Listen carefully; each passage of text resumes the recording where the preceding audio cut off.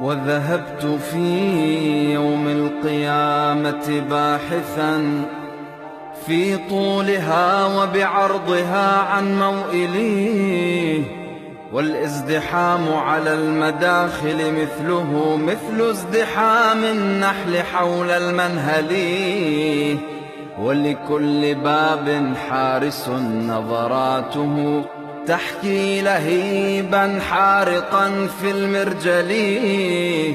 فسألت ألطفهم ألا من سائق يمضي بنا نحو النعيم المخمل، فأجابني والنار تسبق قوله اذهب وفتش عند ذاك المدخل.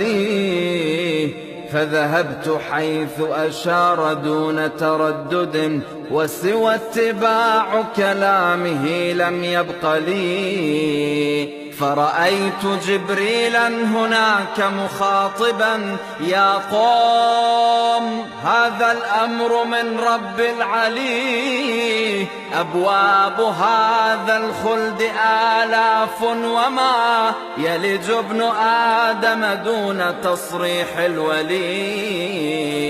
فهتفت يا جبريل هون أمرنا وافتح لنا بابا لذاك المحفل. فأجابني الأبواب مقفلة ولا أحد يقرر فتحها